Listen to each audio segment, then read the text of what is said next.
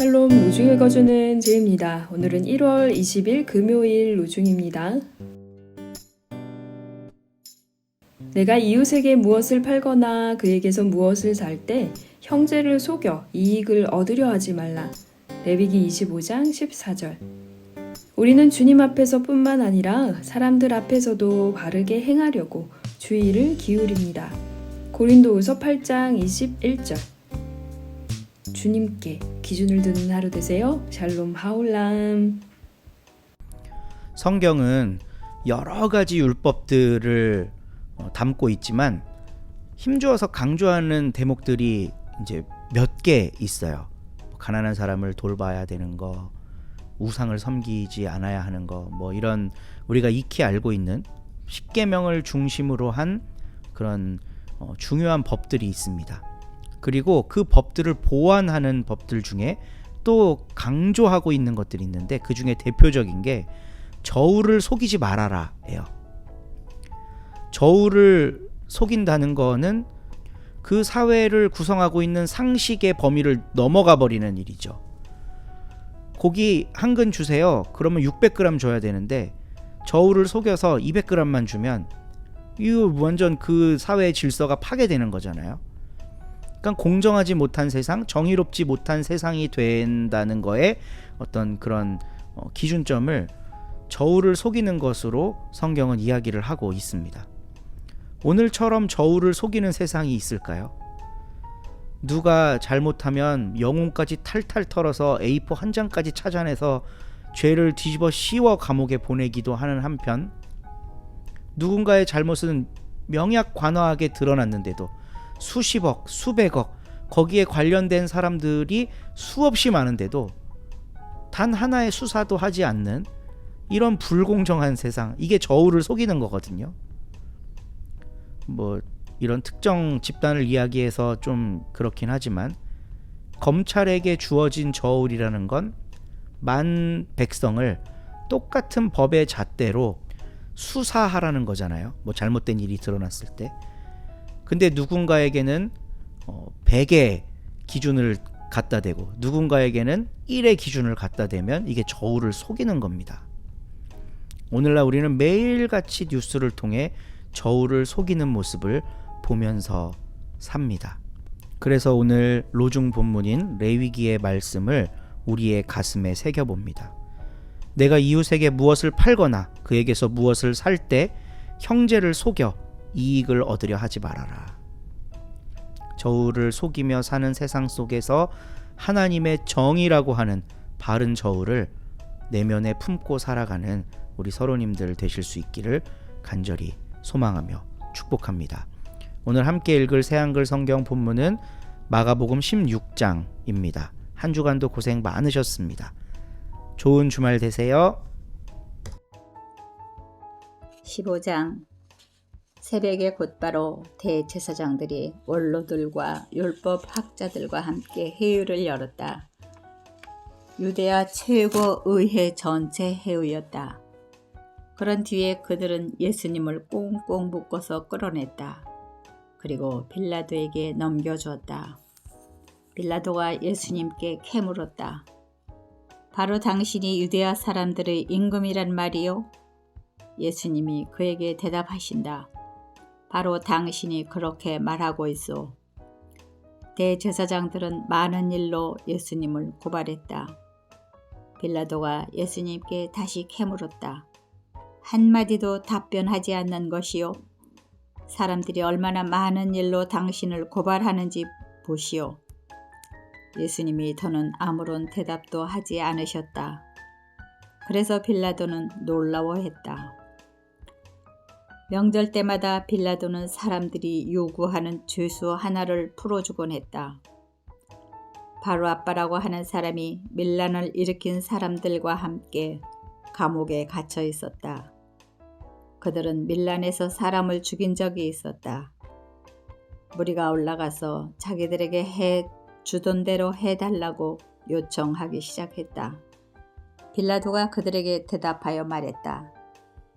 유대야 사람들의 임금을 여러분에게 풀어주기를 바라시오.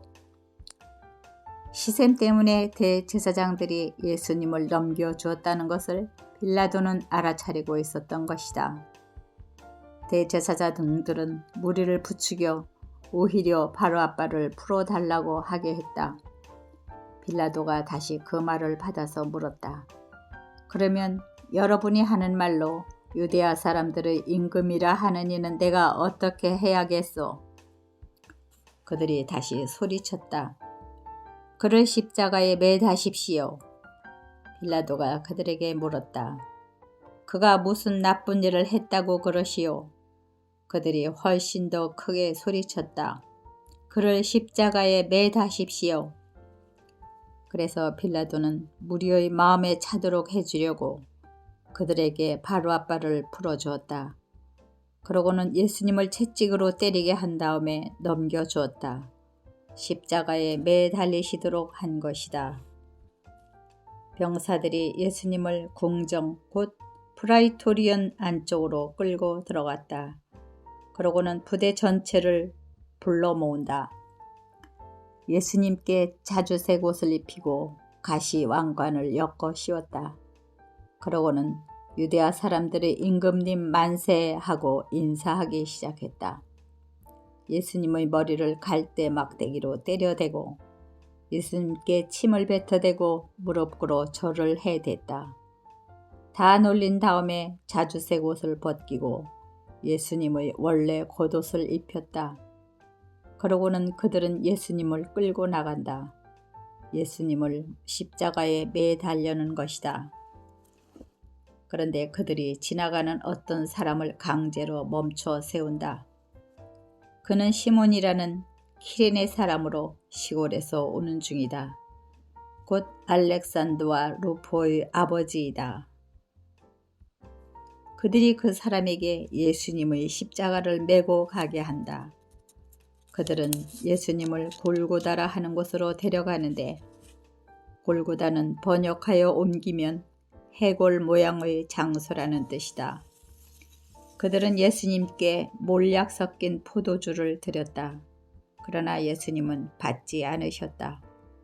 그들은 예수님을 십자가에 매달고 예수님 옷을 여러 몫으로 나눈다.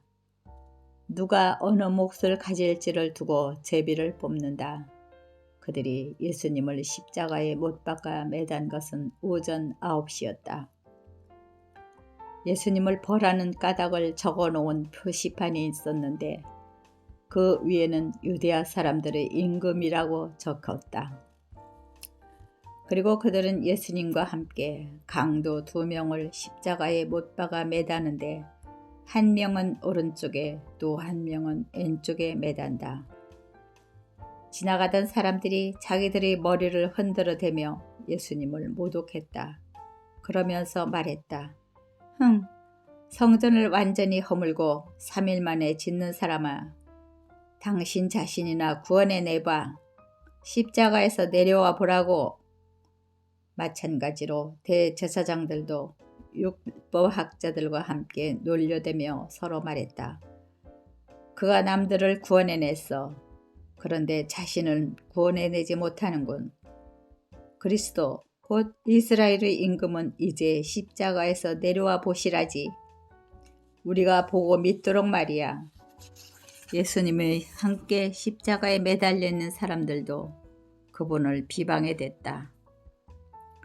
낮 12시가 되자 어둠이 온 땅을 덮쳐 오후 3시까지 이어졌다. 오후 3시에 예수님이 소리를 크게 내지르셨다. 엘로이 엘로이 레마 사박다니.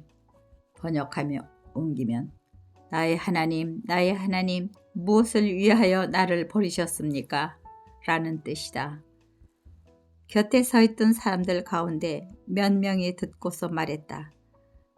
보세요, 그가 엘리야를 부르고 있군요. 어떤 사람이 달려가서 갯솜에 포도 식초를 잔뜩 머금게 했다. 그것을 갈대 막대기에 꿰어 감아 예수님께 마시도록 내밀며 말했다. 여러분은 가만히 있으세요. 어디 봅시다. 엘리야가 와서 그를 내려주는지. 예수님은 크게 소리를 내 지르시고서 마지막 숨을 거두셨다. 거룩한 곳의 나눔막이 위에서 아래까지 둘로 찢어졌다.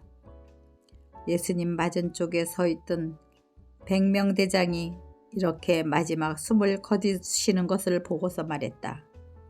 참으로 이 사람이야말로 하나님의 아들이었어. 여자들도 있었는데 멀찍이 떨어져서 지켜보고 있었다. 그 가운데는 막달라 사람 마리아, 그리고 작은 야고보와 요새의 어머니 마리아, 그리고 살로메가 있었다. 그들은 예수님이 갈릴레아에 계실 때에 예수님을 따라다니고 섬기던 사람들이다. 예수님과 함께 예루살렘까지 올라온 다른 여자들도 많이 있었다. 어느새 저녁이 되었는데 때는 준비하는 날, 곧 안식일 전날이었다. 요셉이 왔다. 그는 아리마테아 출신으로 남들이 우러러보는 유대아 최고의회 의원이었다. 바로 이 요셉도 하나님 나라를 바라면서 기다리는 사람이었다. 그가 용기를 내어 빌라도를 찾아가서 예수님의 시신을 내달라고 요청했다. 그러자 빌라도는 예수님이 벌써 돌아가셨다는 데에 놀라워했다. 그래서 100명 대장을 불러들여서 예수님이 돌아가신 지 한참 되었는지를 자세히 물어보았다. 100명 대장에게 알아보고 나서 빌라도는 호의를 베풀어 요셉에게 죽음을 내주었다. 요셉은 고운 천을 사서 예수님을 십자가에서 내린 다음 그 고운 천으로 싸서 무덤 안에 모셨다. 그 무덤은 바위를 파내어 만든 것이었다. 요셉은 그 무덤의 입구로 돌을 굴려다 막았다. 막달라 사람 마리아와 요새의 어머니 마리아가 예수님을 어디에 모시는지 지켜보고 있었다. 아멘.